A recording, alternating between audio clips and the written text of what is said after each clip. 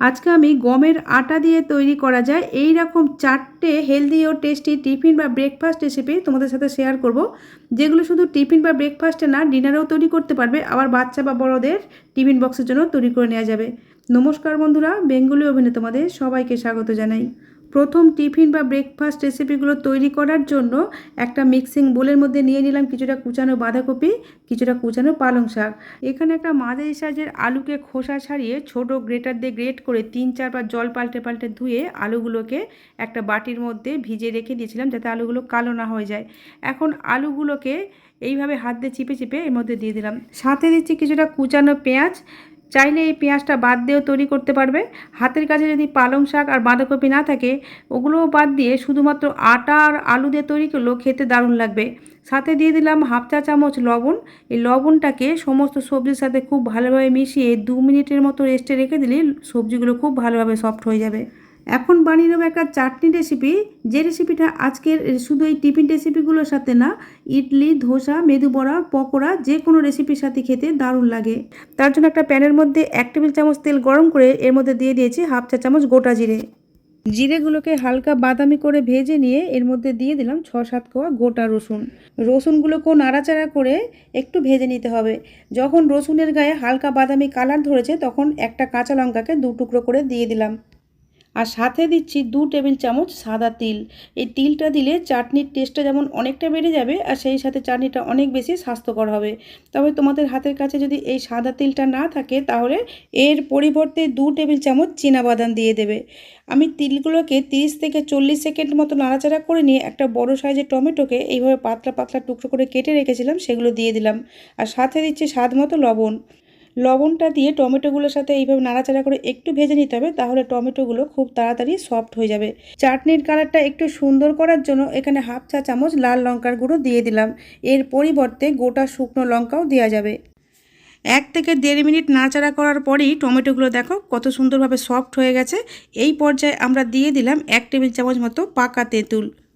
এই তেঁতুলটাকে আমরা কিন্তু ভাজবো না, জাস্ট কিছুক্ষণ নাড়াচাড়া করে নেব। আর স্বাদটাকে ব্যালেন্স করার জন্য দিয়ে দিলাম 1 চা চামচ চিনি। চিনিটাও কিন্তু বাদ দিতে পারো চাইলে। সব কিছুকে 2-4 বার নাড়াচাড়া করে নিয়েই এর মধ্যে দিয়ে দিলাম 4 টেবিল চামচ জল। আমি জলটা এখানে এই কারণেই দিয়েছি, এই যে জলটা একটু ফুটিয়ে নিচ্ছি, তার ফলে চাটনিটা যদি একটু বেশিও হয়ে যায় তাহলে কিন্তু অনেক দিন পর্যন্ত ভালো থাকবে। আর যদি কাঁচা জল ব্যবহার করা হয় তাহলে কিন্তু চাটনিটা একদিনের মধ্যেই নষ্ট হয়ে যাবে। তাই অল্প একটু জল দিয়ে আমি 30 থেকে 40 সেকেন্ডের মতো ফুটিয়ে নিয়েছি। তারপর চাটনিটা ঠান্ডা হয়ে গেলে মিক্সিং গ্রাইন্ডারের মধ্যে দিয়ে ফাইন পেস্ট তৈরি করে নিয়েছি। এই চাটনিটা খেতেও যেমন দারুণ হয় আর অনেক দিন পর্যন্ত ভালো থাকে। এদিকে দেখো, আমরা যে সবজিগুলোকে লবণ মাখিয়ে রেখে দিয়েছিলাম, সবজিগুলো এখন অনেকটা সফট হয়ে এতে অনেকটা জল বেরিয়ে গেছে। এই জলটা কিন্তু আমরা ফেলবো না। এর মধ্যে দিয়ে দিলাম একটা স্টিলের বাটির মাপ করে 1 বাটি আটা। আমরা যে আটা দিয়ে রুটি তৈরি করে খাই সেই আটাই আমি এখানে ব্যবহার করেছি। সাথে দিচ্ছি 2 টেবিল চামচ বেসন। প্রথমেই জল দেব না, এই সবজির সাথেই আটা আর বেসনটাকে ভালোভাবে মিশিয়ে নিচ্ছি। মেশানো হয়ে গেলে এইবারে প্রয়োজন মতো জল অ্যাড করে একটা ব্যাটার তৈরি করে নেব। আমরা যে বাটির মাপে আটা নিয়েছিলাম ওই বাটির মাপে 1 বাটি নিয়েছি নর্মাল টেম্পারেচারের জল। জলটাকে একেবারে অনেকটা করে না দিয়ে অল্প অল্প করে দিয়ে এইভাবে ব্যাটারটা তৈরি করে নিতে হবে, কারণ এখানে আমাদের প্রয়োজন ঘন ব্যাটারের। ব্যাটারটা পাতলা হয়ে গেলে কিন্তু রেসিপিগুলো তৈরি করা যাবে না। তাই এইভাবে অল্প অল্প করে জল অ্যাড করেই ব্যাটারটা তৈরি করে নিতে হবে। বন্ধুরা নিশ্চয়ই খেয়াল করলে আমরা যে 1 বাটি জল নিয়েছিলাম তা থেকে 2 টেবিল চামচ বাদে বাকি সব জলটাই আমরা এখানে ব্যবহার করে ফেলেছি। ব্যাটারটা একেবারেই রেডি হয়ে গেছে। এখন এর মধ্যে কিছু মশলা অ্যাড করব। প্রথমেই দিয়ে দিচ্ছি 1 চা চামচ সবজি মশলা। সবজি মশলার পরিবর্তে জিরে গুঁড়ো আর একটু গরম মশলা গুঁড়ো দিলেও হবে। এখন দিয়ে দিলাম চা চামচের 3 ভাগের 1 ভাগ গোলমরিচের গুঁড়ো। আর দিয়ে দিলাম 1 টেবিল চামচ গোটা মৌরি। এই রেসিপিতে মৌরি কিন্তু দারুণ একটা ফ্লেভার আর স্বাদ নিয়ে আসে। এছাড়াও মৌরি আমাদের হজমেও সাহায্য করে, তাই মৌরি থাকলে অবশ্যই দিও। আমি এখানে কুচানো কাঁচা লঙ্কা গ্রেট করা আদা দিতে ভুলে গিয়েছিলাম, এখন দিয়ে দিলাম। সমস্ত কিছু ব্যাটারের সাথে ভালোভাবে মিশিয়ে নিয়েছি।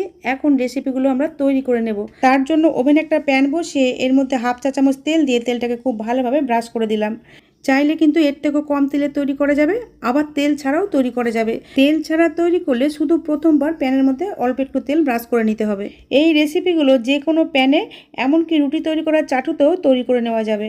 প্যানটাকে খুব বেশি গরম করার দরকার নেই। যখন হালকা গরম হবে, ছোট 2 হাতা ব্যাটার এর মধ্যে দিয়ে সমানভাবে পাতলা করে ছড়িয়ে দিলাম। আর ফ্লেমটাকে এখন লো করে দিয়েছি। লো ফ্লেমে 1 মিনিট মতো ভেজেই উল্টে দিয়েছি। যেহেতু ননস্টিক প্যানে ভাজছি তাই তাড়াতাড়ি ভাজাটা হয়ে যায়, তবে রুটি সেঁকা চাটুতে তৈরি করলে আরেকটু সময় বেশি লাগবে। এই পিঠটাও 1 মিনিট মতো ভেজে নিয়ে উল্টে পাল্টে নিজের পছন্দের কালার করে তুলে নিতে হবে। বন্ধুরা দেখো, 2 পিঠটাই আমি হালকা ব্রাউন করে ভেজে নিয়েছি। এখন প্লেটের মধ্যে তুলে নিলাম।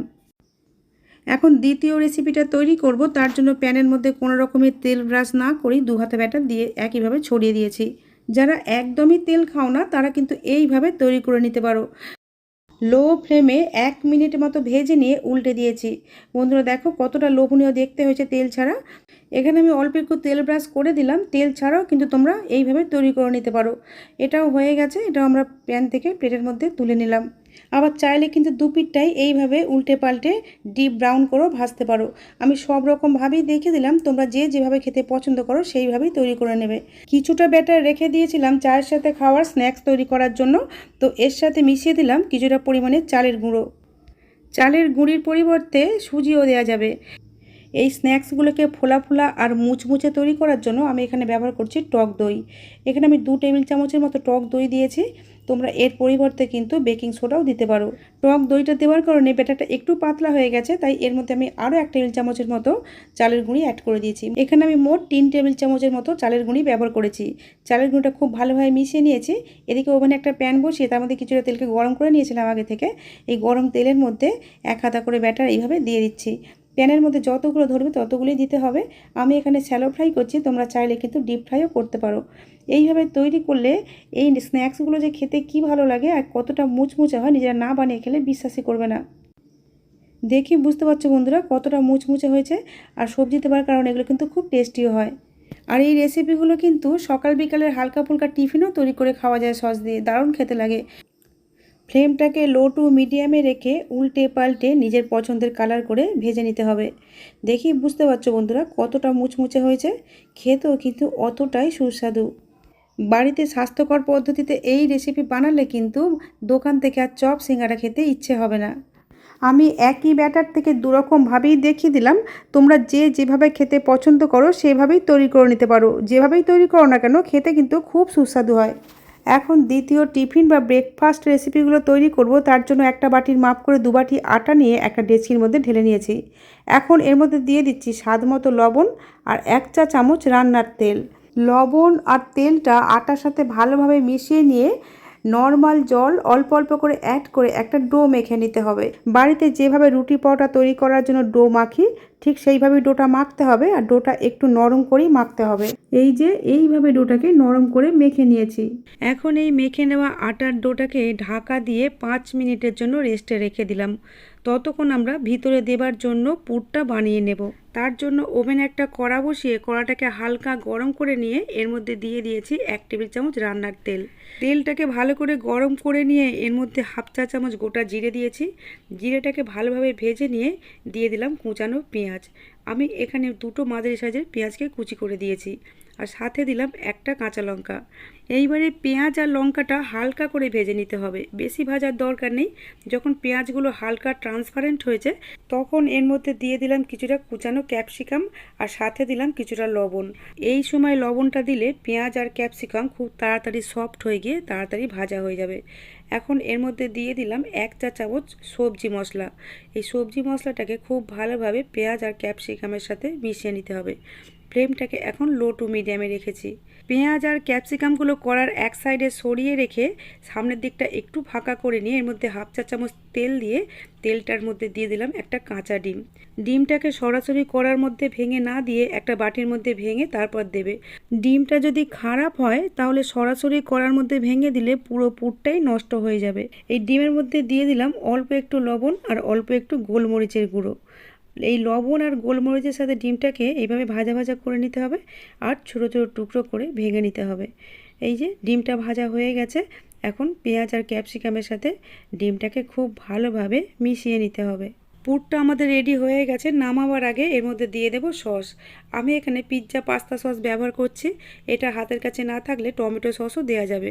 সসের সাথে সমস্ত কিছু খুব ভালোভাবে মিশিয়ে নিয়েছি। এখন ফ্লেমটাকে অফ করে দিয়েছি। এখন পুরটা ঠান্ডা হবার জন্য অপেক্ষা করতে হবে। তোমরা চাইলে নামাবার আগে পুরটার মধ্যে একটু ধনেপাতা কুচিও দিতে পারো। এদিকে দেখো আমরা যে ডোটা মেখে রেখেছিলাম 5 মিনিট হয়ে গেছে। ডোটাকে আরও একটু মেখে নিলাম। এখন এই ডোটা থেকে লেচি কেটে নিতে হবে। যেমন সাইজের নাস্তাগুলো বানাতে চাও তেমন সাইজের লেচি কাটতে হবে। আমি এখানে মিডিয়াম সাইজের লেচি কেটেছি। একটা লেচি নিয়ে এইভাবে বাটির মতো তৈরি করে নিতে হবে। এটাকে মোটা করে বানালে খেতে কিন্তু ভালো লাগবে না, তাই পাতলা করেই বানিয়ে নিয়েছি। আর তৈরি করা পুর থেকে 2 টেবিল চামচ পুর এর মধ্যে দিয়ে দিলাম। এইবারে মুখটাকে খুব ভালোভাবে সিল করে দিতে হবে যাতে ভিতরের পুরটা বাইরে বেরিয়ে না আসে। আর মুখটা সিল করার সময় বাড়তি অংশটা কেটে বাদ দিয়ে অন্য লেচির সাথে লাগিয়ে নিতে পারো, অথবা মুখটাকে ভালো করে প্রেস করে করে ওখানে যে বাড়তি আটাটা থাকবে সেটাকে চারিদিকে ছড়িয়ে দিতে হবে, নাহলে একই জায়গায় মোটা হয়ে থাকলে খেতে ভালো লাগবে না। নাস্তাগুলো বানানোর সময় হাতে যদি লেগে লেগে যায় তাহলে হাতের মধ্যে অল্প একটু আটা ছিটিয়ে তারপর নাস্তাগুলো বানিয়ে নেবে, তাহলে আর কোনো অসুবিধাই হবে না। অথবা এইভাবে অল্প একটু আটা ছিটিয়ে বেলন দিয়ে বেলও তৈরি করে দিতে পারো। বেলে নেবার পর বাড়তি আটাটা ঝরিয়ে নেবে, তারপর পুর ভরে এইভাবে মুখটাকে সিল করে দিতে হবে। সব রকমভাবেই বলে দিলাম, যার যেভাবে সুবিধা সেভাবেই বানিয়ে নিতে পারো। এখন এই নাস্তা, টিফিন বা ব্রেকফাস্টগুলো ভেজে নেব। তার জন্য রুটি তৈরি করার একটা চাটুর মধ্যে 1 টেবিল চামচের মতো তেল খুব ভালোভাবে গরম করে নিয়ে এইভাবে সাইড দিয়ে দিয়ে দিলাম। এইভাবে ভাজলে কিন্তু খুব কম তেলে খুব ভালোভাবে ভাজা হয়ে যায়। প্রথমে কাঁচা অবস্থায় 3টে ধরেছিল, 3টে দিয়ে দিয়েছি। তারপর এক সাইডটা হয়ে গেলে উল্টে দিয়ে সাইডে আরও একটা দিয়ে দিলাম। যারা এই তেলটাও খাও না তারা চাটুর মধ্যে তেল ব্রাশ করে নিয়েও ভেজে নিতে পারো। আবার যারা একদমই তেল খাও না, মানে অয়েল ফ্রি রেসিপি খাও, তারা কিন্তু রুটি শেকার মতো করে সেঁকে নিয়েও খেতে পারবে। এখন উল্টে পাল্টে নিজের পছন্দের কালার করে ভেজে নিতে হবে। আর ফ্লেমটাকে রাখতে হবে মিডিয়ামে। 2 পিঠটাই হালকা ব্রাউন কালার করে ভেজে নিয়েছি। এখন এগুলো আমি তুলে নিচ্ছি। আর দেখেই বুঝতে পারছো বন্ধুরা যে এত অল্প তেলে কত ভালোভাবে ভাজা হয়েছে। এখনও কিন্তু চাটুর মধ্যে অনেকটা তেল রয়ে গেছে। এই টিফিন বা ব্রেকফাস্টগুলো সকাল বিকালের হালকা ফুলকা টিফিনে অথবা সন্ধ্যেবেলা চায়ের সাথে স্ন্যাক্স হিসাবেও খেতে পারো। আর এই টিফিনগুলো এতটাই টেস্টি হয় যে এগুলো খাবার জন্য আলাদা করে কোনো সবজি লাগে না। গরম গরম তো এমনি এমনি খাওয়া হয়ে যায়, আর সাথে যদি একটু সস থাকে তাহলে তো কোনো কথাই হবে না। এখন তৈরি করব 4 নম্বর ব্রেকফাস্ট বা টিফিন রেসিপি। আজকে সব টিফিন বা ব্রেকফাস্ট রেসিপিগুলোই যেহেতু আমি আটা দিয়েই তৈরি করেছি, এই ব্রেকফাস্টগুলো কিন্তু আটা দিয়েই তৈরি করব। তার জন্য 1 বাটি আটা একটা মিক্সিং বোলের মধ্যে নিয়ে নিলাম। এখন সাথে দিচ্ছি 2 টেবিল চামচ সুজি।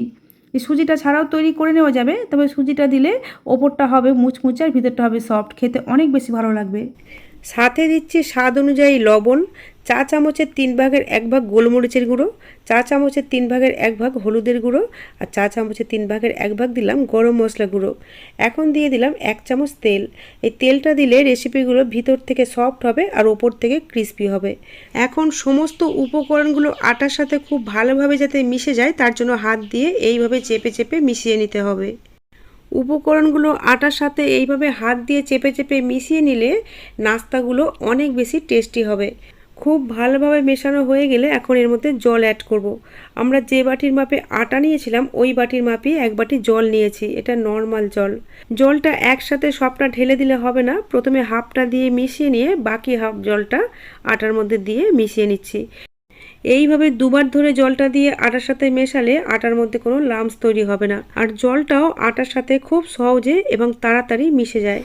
তাই জলটাকে একেবারে না দিয়ে এইভাবে 2 বার বা 3 বারে দিয়ে আটার সাথে মিশিয়ে নিতে হবে। এখানে আমরা 1 বাটি আটা ব্যবহার করেছিলাম, তার জন্য 1 বাটি জল ব্যবহার করেছি। আর যেহেতু 2 টেবিল চামচ সুজি ব্যবহার করেছিলাম তার জন্য 4 টেবিল চামচ জল আরও দিলাম। মোট 1 বাটি প্লাস 4 টেবিল চামচ জল এখানে ব্যবহার করেছি। এই জলটাকে আটার সাথে খুব ভালোভাবে মিশিয়ে একটা ব্যাটার বানিয়ে নিতে হবে। দেখো এইরকম লাম্পস ফ্রি একটা ব্যাটার আমরা বানিয়ে নিয়েছি। ব্যাটারের কনসিস্টেন্সিটা ঠিক এই রকম হবে, না বেশি ঘন না বেশি পাতলা। এখন এই ব্যাটারটাকে আমরা 5 মিনিটের মতো রেস্টে রেখে দেব, কারণ এর মধ্যে সুজি আর আটা দেওয়া আছে যাতে ভালো মতো ফুলে যায়। এই 5 মিনিটের মধ্যে আমরা যে এই ব্যাটারের মধ্যে সবজি অ্যাড করব সেগুলোকে গ্রেট করে নেব বা ছোট ছোট টুকরো করে কেটে নেব। অল্প একটু গাজর এখানে গ্রেট করে রেখেছিলাম, সেই গ্রেট করা গাজরটা দিয়ে দিলাম। দিচ্ছি কিছুটা পরিমাণে কুচানো ক্যাপসিকাম, কুচানো টমেটো, কুচানো পেঁয়াজ। এখানে তোমরা তোমাদের খুশি মতো যে কোনো সবজি অ্যাড করতে পারো। দিয়ে দিলাম অল্প একটু কুচানো কাঁচা লঙ্কা, গ্রেট করা আদা আর দিলাম কিছুটা কুচানো ধনেপাতা। এখন সব কিছুকে একসাথে খুব ভালোভাবে আটার সাথে মিশিয়ে নিতে হবে। বাড়িতে চপার থাকলে সবজিগুলোকে চপারে চপ করেও দিতে পারো, সেগুলো কিন্তু আরও ভালো দেখতে লাগবে। বাচ্চারা তো সবজি এমনিতে খেতে চায় না, কিন্তু এইভাবে বিভিন্ন সবজি দিয়ে যদি নাস্তা বা টিফিন বানিয়ে দাও, ওরা কিন্তু খুব ভালোবেসে খাবে। বন্ধুরা দেখো, আমাদের হেলদি আর টেস্টি ব্যাটার একদম রেডি হয়ে গেছে। এখন আমরা টিফিনগুলো বানিয়ে নেব। তার আগে কনসিস্টেন্সিটা আর একবার দেখিয়ে দিচ্ছি। দেখো, এইরকম কনসিস্টেন্সি হবে, না বেশি ঘন না বেশি পাতলা, একদম পারফেক্ট ব্যাটার তৈরি হয়েছে। এখন ওভেনে একটা প্যান বসিয়ে এর মধ্যে 3-4 ফোঁটা তেল দিয়ে তেলটাকে প্যানের চারপাশে খুব ভালোভাবে ব্রাশ করে দিলাম।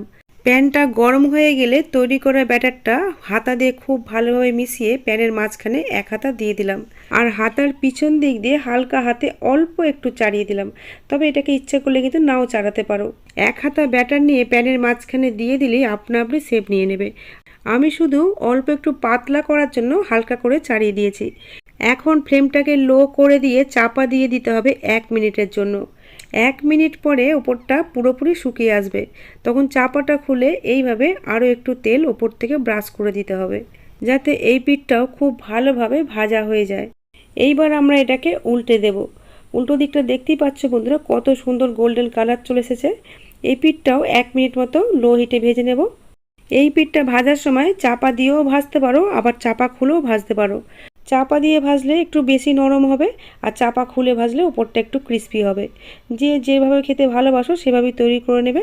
আমি দু পিঠটাই হালকা ব্রাউন কালার করে ভেজে প্লেটের মধ্যে তুলে নিয়েছি। বাকিগুলো একইভাবে তৈরি করে নেব। আজকে সব টিফিন রেসিপিগুলোই যে শুধু ব্রেকফাস্টে বানানো যাবে তা না, বাচ্চা বা বড়দের লাঞ্চ বক্সে বা টিফিন বক্সও কিন্তু তৈরি করে দেওয়া যাবে। আমি আমার চ্যানেলে এইরকমই হাতের কাছে থাকা উপকরণ দিয়ে সহজভাবে তৈরি নতুন নতুন রেসিপির ভিডিও আপলোড করে থাকি। এইরকম রেসিপির ভিডিওর আপডেট সবার আগে পাওয়ার জন্য চ্যানেলটা সাবস্ক্রাইব করে পাশে থাকার অনুরোধ রইল। বন্ধুরা, আজ তাহলে এই পর্যন্তই। তোমাদের সাথে আবার আমার দেখা হবে নতুন কোনো রেসিপির সাথে। তোমরা ভালো থেকো, সুস্থ থেকো, সাবধানে থেকো।